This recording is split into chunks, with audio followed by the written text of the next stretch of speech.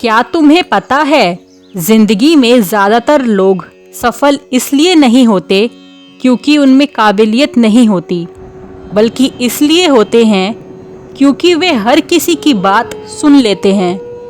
किसी ने तुम्हें कहा तुम नहीं कर पाओगे, किसी ने कहा तुम्हारा सपना बेकार है, किसी ने मुस्कुराते हुए तुम्हारा आत्मविश्वास तोड़ दिया और तुम चुपचाप उन शब्दों को अपने मन में बैठा लेते हो। यही सबसे बड़ी हार है। एक बार अर्जुन ने भी यही गलती की थी, युद्ध के मैदान में नहीं, अपने मन के अंदर। तब श्री कृष्ण ने अर्जुन से नहीं कहा कि सबकी बात सुनो। श्री कृष्ण ने कहा कब सुनना है और कब अनसुना करना है। यही बुद्धि है। अगर तुम्हें सच में दूसरों से आगे बढ़ना है तो आज श्री कृष्ण की ये 8 बातें सिर्फ सुनना नहीं, जीना पड़ेगा। क्योंकि याद रखना, जो हर आवाज़ सुनता है वह कभी अपनी आत्मा की आवाज़ नहीं सुन पाता। एक आदमी था, नाम था अभय। काबिल था, मेहनती था, लेकिन हमेशा पीछे रह जाता था। क्यों? क्योंकि वह हर किसी की बात सुनता था। लोग कहते तू नहीं कर पाएगा, वह रुक जाता। लोग कहते तेरा सपना बेकार है, वह डर जाता। एक रात उसने मन ही मन श्री कृष्ण से पूछा, प्रभु मैं सही हूँ, फिर भी मैं हार क्यों रहा हूँ? उत्तर आया, क्योंकि तुम दूसरों की आवाज़ को अपने मन में बड़ा बना रहे हो। श्री कृष्ण कहते हैं जो व्यक्ति हर किसी को सुनता है वह कभी अपनी अंतरात्मा की आवाज़ नहीं सुन पाता। आज मैं तुम्हें श्री कृष्ण का वो ज्ञान बताने जा रही हूँ जो सिखाता है कब सुनना है और कब इग्नोर करना है। नंबर 1, अपना कर्तव्य समझो, राय को नहीं।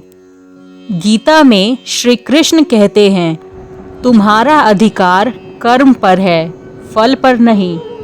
अर्थ ये नहीं कि लोग क्या सोचते हैं, अर्थ ये है कि तुम क्या करने आए हो।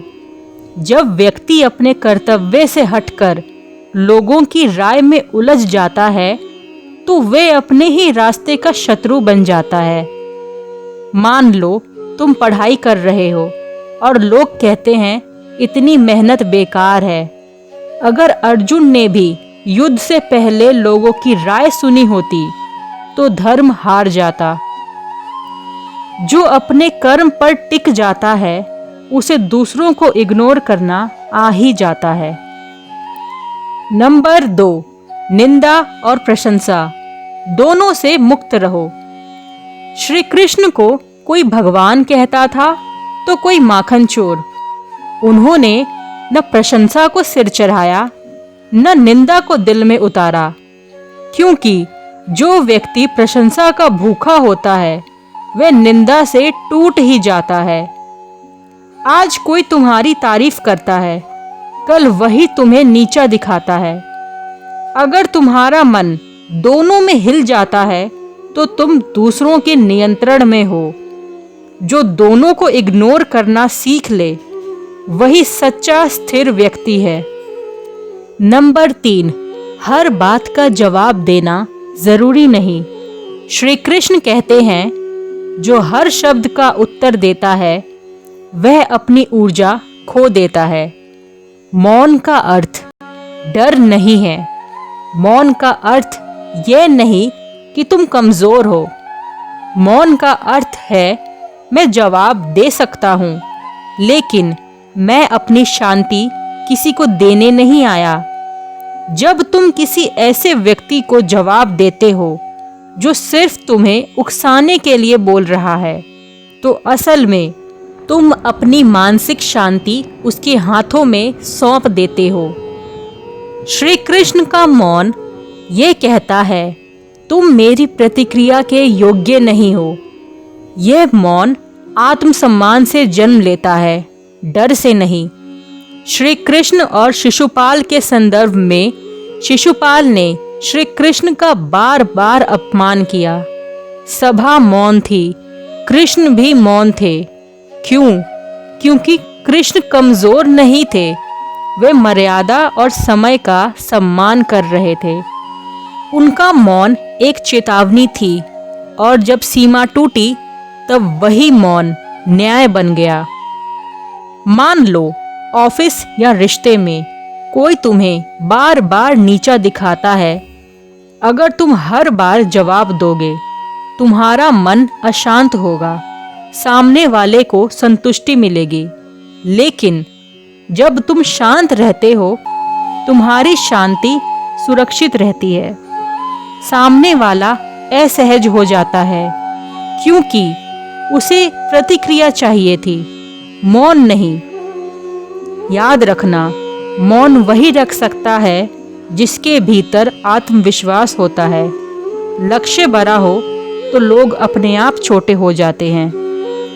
नंबर 4, लक्ष्य को इतना बड़ा बनाओ कि लोगों की बातें सुनाई ही ना दे। श्री कृष्ण का जीवन एक बात सिखाता है, जो व्यक्ति अपने लक्ष्य में डूब जाता है, उसे भीड़ की आवाज सुनाई नहीं देती। कृष्ण पर आरोप लगे राजनीति, छल और पक्षपात के, लेकिन उनका ध्यान सिर्फ एक चीज पर था, धर्म। जब लक्ष्य पवित्र हो तो आलोचना अपने आप गंदी लगने लगती है। जब कोई बड़ा सपना देखता है, जैसे आईएएस, आर्टिस्ट, एंटरप्रेन्योर, तो सबसे पहले वही लोग हंसते हैं जिनका खुद कोई सपना नहीं होता। अगर तुम हर हंसी सुनोगे तो कभी उड़ नहीं पाओगे। लक्ष्य इतना ऊंचा रखो कि लोग दिखे ही नहीं, सिर्फ रास्ता दिखे। नंबर 5, भावनात्मक दूरी सीखो, बेरुखी नहीं। श्री कृष्ण सबके अपने थे, पर किसी पर निर्भर नहीं थे। जो व्यक्ति जरूरत से ज्यादा जुड़ता है, वही जरूरत से ज्यादा टूटता है। हर रिश्ते से उम्मीद रखोगे तो हर शब्द चुभेगा। पास रहो पर खुद को खो मत दो। नंबर 6, समय को उत्तर देने दो, खुद को साबित मत करो। श्री कृष्ण का गहन ज्ञान। श्री कृष्ण ने कभी नहीं कहा मैं सही हूं, उन्होंने बस कर्म किया, समय ने सब उत्तर दे दिया। जो व्यक्ति हर आरोप का जवाब देता है, वह खुद को संदेह के कटघरे में खड़ा करता है। सच को बोलने के लिए शब्द नहीं, समय चाहिए। मान लो तुम पर झूठा इल्जाम लगा। अगर तुम हर जगह सफाई दोगे तो लोग और सवाल करेंगे। लेकिन अगर तुम शांत रहो, अपने कर्म पर टिके रहो, तो एक दिन वही लोग चुप हो जाएंगे। समय सबसे निष्पक्ष न्यायाधीश है। नंबर 7, आत्मसम्मान पर कभी चुप मत रहो।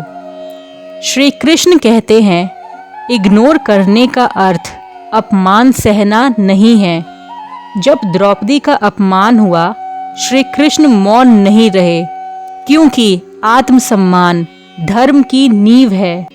जो व्यक्ति हर चीज इग्नोर करता है, वह अंत में खुद को ही खो देता है। अगर कोई बार बार तुम्हें नीचा दिखाता है, तो चुप रहना बुद्धिमानी नहीं, कमजोरी बन जाती है। जहाँ सम्मान टूटे, वहाँ आवाज उठाओ, बाकी जगह मौन रहो। नंबर 8, सब कुछ ईश्वर पर छोड़ देना, यही अंतिम शांति है। श्री कृष्ण कहते हैं, जो तुम्हारे वश में नहीं है, उसे मन में रखना व्यर्थ है।